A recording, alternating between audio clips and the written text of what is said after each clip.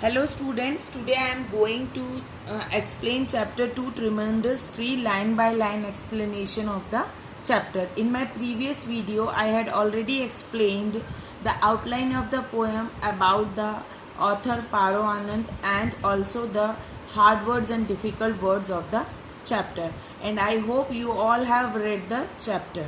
Okay. Now, the first paragraph. It was not exactly a rare problem. In fact, any Delhi resident would have to agree that it was an annoyingly familiar one. It's just the thing of the whole thing which left us somewhat bewildered, besides, of course, more than a little unwashed behind the errors. Means the writer is telling that कि it was not a rare problem, it was a major problem there. Okay, ये एक आम problem नहीं थी, ये वहाँ की बहुत ज़्यादा बड़ी प्रॉब्लम थी. और दिल्ली में रहने वाले आप किसी भी व्यक्ति से इस इरिटेटिंग प्रॉब्लम के बारे में पूछ सकते हैं. अनोइंगली मीन्स इरिटेटिंग प्रॉब्लम, जो बहुत ज़्यादा जिससे लोग परेशान थे.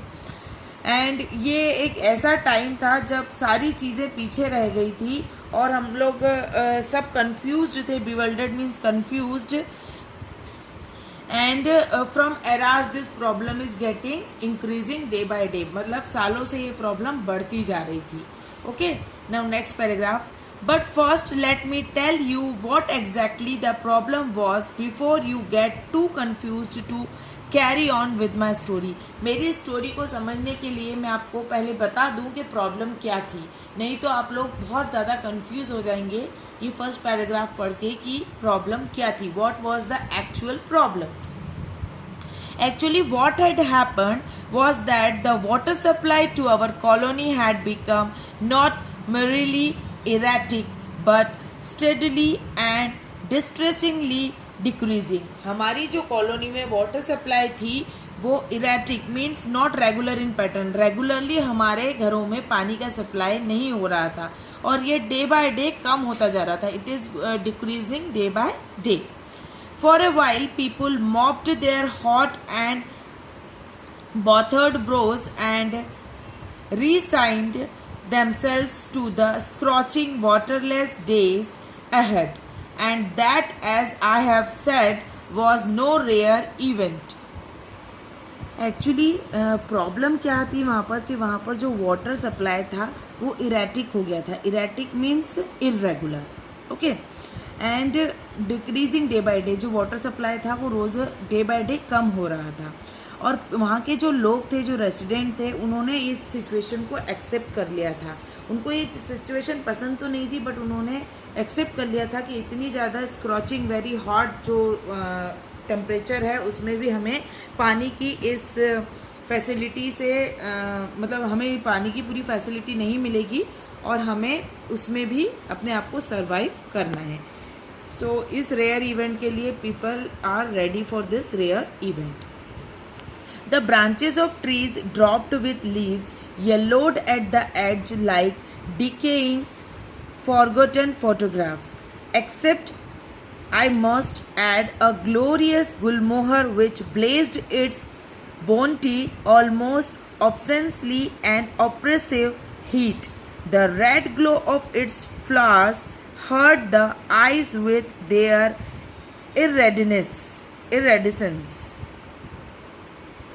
जितने भी ट्रीज़ थे आसपास वो सारे डीके होने लगे थे, ख़त्म होने लगे थे इन स्कैरसिटी ऑफ वाटर, वाटर की कमी से येलोइश होने लगे थे, जो कि हम पहले के पुराने फोटोग्राफ्स में देखते थे. वैसा सीन वहाँ पर क्रिएट हो चुका था.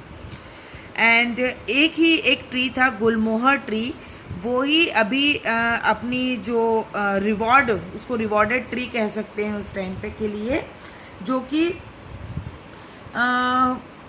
अभी भी अपने फुल ब्लूम पे था और वहाँ पर उसका जो ब्राइट कलर था वो आँखों को चुभ रहा था. Means it was too dark. सब सारे पेड़ डिस्ट्रॉय हो चुके थे और एक वही पेड़ था जो पूरा रेडिश डार्क ब्राइट कलर से शाइन हो रहा था, तो वो आँखों को चुभने वाला कलर ऐसा लग रहा था.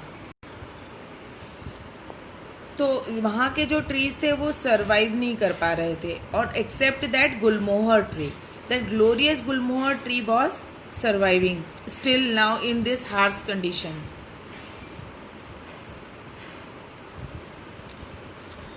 In the meantime, however, summer wilted everything else.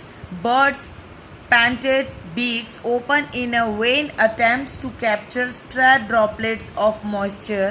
Tar burned through rubber soles, shoes, and blistered feet. To top it all, of course, a water supply was gradually turning into a mere trickle. Because of this summer, everything was wilted. Wilted means होता है मुरझा जाना. Except that Gulmohar tree. Birds इधर उधर घूम रही थी कि उन्हें एक ड्रॉपलेट मॉइस्चर मिल जाए, पानी मिल जाए.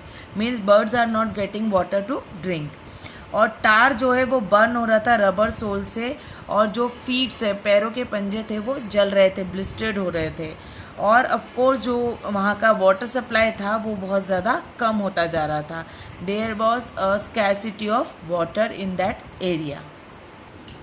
We are born fatalist and have learn to bear all hardship stoically. Stoically means होता है विदाउट कंप्लेन, और फैटलिस्ट मीन्स होता है बिलीवर ऑफ फैट. मतलब हम लोग जो ऐसा मान लेते हैं कि हमारे भाग्य में जो है उसको हम, मतलब ये चीज़ हमारे भाग्य में है, ये हमको ऐसा मिलना ही है, और हम उसको एक्सेप्ट कर लेते हैं. जो भी कंडीशन, हार्श कंडीशन हमारी लाइफ में होती है, हम उसे एक्सेप्ट कर लेते हैं, अडॉप्ट कर लेते हैं. The oppressive heat had effectively shaped us of any stress trade off rebellion और एक्टिव प्रोटेस्ट. हमने उस चीज़ को अडॉप्ट कर लिया और उसके साथ हम रहना स्टार्ट कर रहे थे. So we awoke dutifully at 4 AM. सुबह की 4 बजे हम लोग उठते थे. To place the empty bucket under the taps. नल के नीचे खाली बकेट्स लगाते थे. एंड अर्ज द प्रीशियस लिक्विड ऑन. और उस प्रीशियस लिक्विड, यहाँ पर प्रीशियस लिक्विड किसको बोल रहा है? वाटर. उस पानी के लिए हम उस प्रीशियस लिक्विड के लिए 4 बजे से उठकर लाइन में अपनी बकेट को लगा देते थे टैप के नीचे. Not unlike betters and at the horse race. जैसे बेटर्स मीन्स बैट लगाने वाले, शर्त लगाने वाले. जैसे कि हॉर्स रेस के लिए लोग शर्त लगाते थे, वैसे हम लोग वहाँ पर जल्दी उठकर खड़े हो जाते थे लाइन में. It was only when people got about that we started hearing strange rumors that sounded so unreal to our ears, and recent experience that it was decided that something must be done.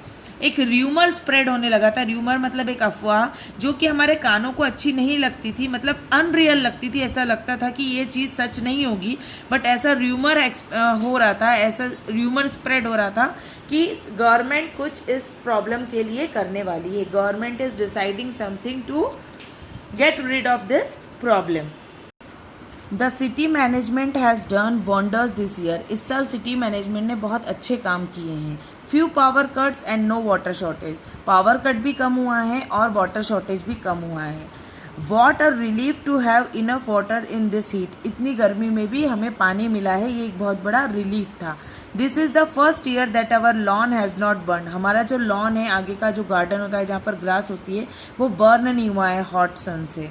And died in this heat. और कोई death भी नहीं हुई है इस heat में. That's strange. ये बहुत अजीब बात है. We the residents of C block we certainly have a shortage of water. लेकिन सी ब्लॉक में जो लोग रहते थे उनको वाटर शॉर्टेज बहुत ज़्यादा फेस करना पड़ रहा था इस टाइम पे. Various walks morning, evening and after dinner constitutionals along with the fellow residents revealed an even more interesting fact. It was not the colony as a whole. It was not even all the C block which thirsted. In fact, it was just our land from C2 to C12. Just 11 houses were being deprived of water.